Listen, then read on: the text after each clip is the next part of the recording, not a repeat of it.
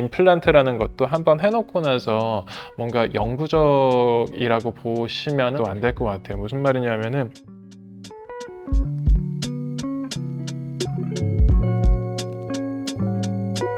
안녕하세요. 다른치과의원 대표원장 박경서입니다. 오늘은 치아에 관련해서 일단 힘 빼고 진료적인 내용 말고 뭐 이것저것 한번 얘기 나눠본다고 들었어요.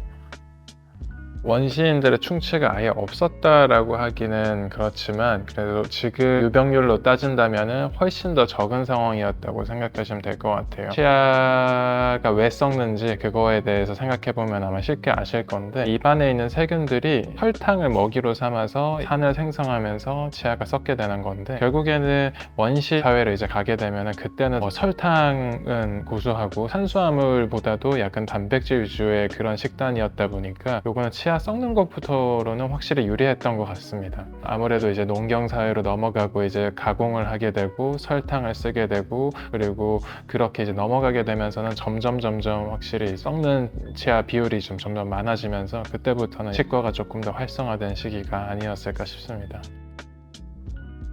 저도 천주교인이지만 진화론적 관점에서 얘기를 할 때 적자생존 뭐 이런 얘기를 좀 해요. 그래서 그거를 토대로 얘기를 해보면은 과거 완전히 뭐 오스트랄로피테쿠스 뭐 이런 때 이제 생김새를 보면은 저희보다 턱이 엄청나게 컸어요. 엄청나게 크고 거기는 사랑니가 다 배열이 되더라도 충분한 공간이 있었고, 그때는 지금보다 훨씬 더 가공된 음식이 아니라 생 음식을 많이 먹는 상황이었다 보니까 이렇게 몰타임 패스이라고 해서 이렇게 빻을 수 있는 그런 치아가 필요했었어요. 그래서 어금니가 그런 기능을 한다라고 생각하시면 되거든요. 그래서 어금니 개수가 굉장히 중요한 상황이었고, 그리고 치아의 어떤 형태도 조금은 달랐던 것 같아요. 치아 크기가 조금 큰 편이기도 한데다가 바깥에 에나멜이라는 이제 단단한 층이 있는데 그 층도 지금 현대 사회에 이제 사시는 이제 분들보다는 조금 더 두꺼웠습니다. 그래서 이게 결국에는 뭔가 아주 질긴 음식이나 아주 딱딱한 음식을 먹었을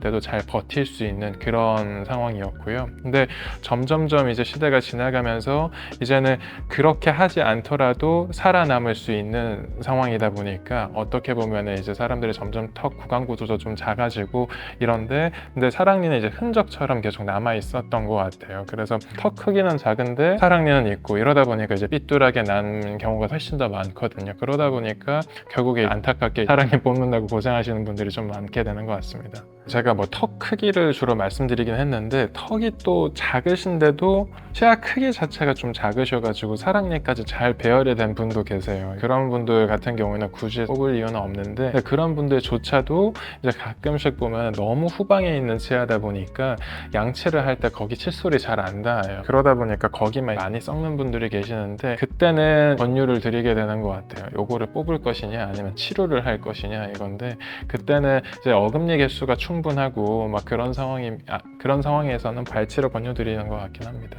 저 같은 경우는 만약에 관리가 잘 되고 있다, 그리고 주변에 그 치아 때문에 잇몸 질환이나 이런 상황이 많이 생기는 상황이 아니라고 하면 이제 굳이 뽑으라고 말씀드리는 편은 아닌 것 같습니다. 완전히 이제 턱이 사실 처음에 어린아이 때부터 성장을 하게 되잖아요. 그래서 처음부터 만약에 영구치가 나왔다라고 한다면은 처음에 뭔가 턱도 작은데 그 영구치가 들어갈 공간도 없을 뿐더러 그게 들어갔다라고 하더라도 턱이 성장하면서 점점 치아 사이에 공간은 또 생길 거예요. 그런 상황에서 본다면 턱 성장이 어느 정도 이루어진 시점에 영구치들이 나와서 서로가 어깨를 좀 맞닿고 있을 때 치아가 재기능을 할 수 있는 상황일 거니까 이거는 뭔가 좀 유리한 상황이라고 좀 볼 수는 있을 것 같아요. 제가 학교를 선택하는 가장 큰 이유 중에 하나였던 것 중에 하나가 서울치대를 제가 지원을 했을 때, 그때 당시에는 국내에서 서울대만 치아 재생 학문을 그러니까 연구를 하고 있는 곳이었어요. 그래서 그거 과학에 워낙 이제 관심도 많았었고, 그것 때문에 그거를 너무 해보고 싶다라는 생각 때문에 저도 이제 들어가긴 했었는데, 유전적으로 새로운 치배가 더 이상, 치배라는 게 결국에 치아가 형성되는 장소라고 생각하시면 될 것 같아요. 그래서 새로운 치배가 더 이상 형성되지 못하도록 억제하는 유전자가 발현이 돼서 사람 같은 경우는 한번 영구치가 생겼을 때 더 이상 나게 되지는 않거든요. 치아 재생이라는 관점에서 봤을 때는 그거를 어떻게든 그러면 유전자 치료를 동반을 해서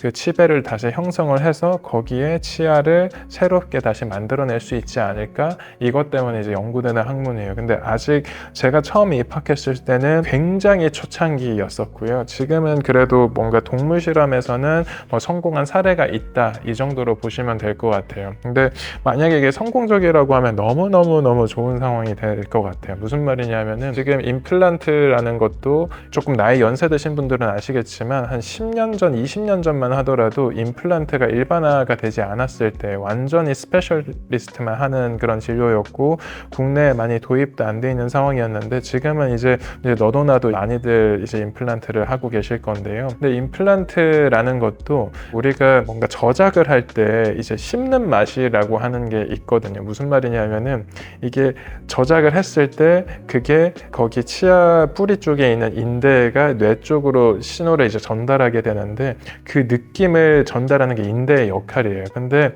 임플란트라는 거는 그냥 뼈에 그냥 붙어 있는 거거든요. 그래서 그 인대에서 생성되는 그 어떤 그 느낌이 덜하기 때문에 느낌 저작 효율 정도로 얘기를 할 때는 한 임플란트를 했을 땐 70% 정도로 얘기를 해요. 저도 임플란트를 이가 부러져서 한 곳이 있는데 느낌이 뭐냐면은 그냥 뭔가 딱딱한 뼈에다가 자극을 하는 느낌이에요. 그래서 씹는 느낌이 좀 달라요. 근데 만약에 이제 치아 재생이 이제 이루어진다라고 하면은 그 느낌까지 그대로 재현할 수 있는 상황이다 보니까 너무 좋은 상황이 될 것 같은데, 근데 다만 이제 처음에 재생에 관련돼서 관심이 많아서 막 친구들이랑 얘기를 하다가 이제 연구하시는 분들과 얘기를 하다 보면은 하는 얘기가 뭐냐면은 이게 어쨌든 우리 몸 안에 없는 거를 유전적으로 조작을 해서 이제 생성을 하게 하는 거잖아요. 그게 결국에는 암이랑 딱 한 단계 차이거든요. 암도 컨트롤을 못하고 뭔가 세포가 증식을 하는 거 딱 그건데, 이거는 컨트롤을 조금만 잘못하는 순간 이거는 암으로 넘어갈 수도 있는 상황이다 보니까 요거는 굉장히 조심스럽게 바라보셔야 될 것 같고, 네, 아직까지 이제 완전하게 그거를 컨트롤을 하기까지는 아직 시간이 좀 걸릴 것 같긴 합니다. 결국에는 뼈에 유착을 시키지 않고 뭔가 인대로서 그 기능을 하게 한다, 이게 되려면 결국에는 재생밖에 답은 없는 것 같긴 하거든요. 그 느낌을 조금 더 잘 재현할 수 있는 게 뭐가 있을지 모르겠지만 지금 제 상식선에서 그 치아 느낌 그대로를 유지를 하려면 인대가 필수적인데, 그러면은 아티피셜한 어떤 것들로 해결되진 않을 것 같고 재생이 돼야지 그게 가능한 분야일 것 같아요. 그래서 임플란트 전에는 뭐 많이들 알고 계신 브릿지라고 하는 거를 많이 했던 것 같아요. 얘기할 때는 뭐 Fixed Restoration이라고 했었던 건데, 치과의 이제 분야를 보면은 Fixed Restoration이 있고 그리고 Removable Restoration이 있어요. 그래서 Removable Restoration이라는 거는 결국에는 뺐다 꼈다 하는 덴처, 틀니 이런 거를 생각하시면 될 것 같고, 이제 Fixed는 환자분들이 이제 뺄 수는 없는 거. 그래서 육안으로 봤을 때는 마치 내 치아가 있는 것처럼 그렇게 이제 보이는 건데, 예전에 임플란트가 없을 때는 진짜 막 그게 엄청난 이제 손기술이 많이 필요하고 지식도 많이 필요했던 상황이었던 것 같아요. 뭐 심지어 어떤 상황까지 있냐 하면은 뭐 요즘은 미국에서부터 많이 시작된 것 같은데 All-on 4, All-on 6 이렇게 얘기를 하면서 이제 임플란트 4개 위에 혹은 6개 위에 이제 총 14개의 치아를 다 이렇게 올리는 거를 All-on 4, All-on 6라고 뭐 얘기를 하거든요. 근데 그거를 치아 위에다가 했었어요. 그러니까 뭐냐면은 치아 4개가 잘 분포가 돼 있을 때 그거를 어떻게든 본을 떠서 어떻게든 정확한 보초물로 만들어서 그 4개 치아로 14개 기능을 할 수 있는 이런 거를 만든 경우도 있고, 어떤 경우에는 2개 치아만으로도 그렇게 한 사례가 있긴 있어요. 근데 확실히 그 기능을 하기 위해 너무 큰 부하가 걸리다 보니까 수명에 있어서는 조금은 한계는 있었지만 그때는 그렇게까지 해서 했었는데, 임플란트가 나오고 나서는 너무 좋은 지지대를 하는 역할이 있다 보니까 완전 혁신이었던 것 같아요. 네. 근데 다만 임플란트라는 것도 한번 해놓고 나서 뭔가 영구적이라고 보시면은 또 항상 그렇게 보시면 또 안 될 것 같아요. 무슨 말이냐면은 임플란트도 똑같이 풍치가 생길 수가 있는 거거든요. 말하는 성공률로 따진다면은 뭐 1년 이후부터는 0.2mm씩 녹으면은 이 정도는 성공이라고 본다라는 어떤 기준 가이드라인이 있어요. 근데 이게 무슨 말이냐면 그러면은 10년이 지났을 때 2mm가 녹았다라고 하면은 성공이라고 보는 거예요. 성공 기준이.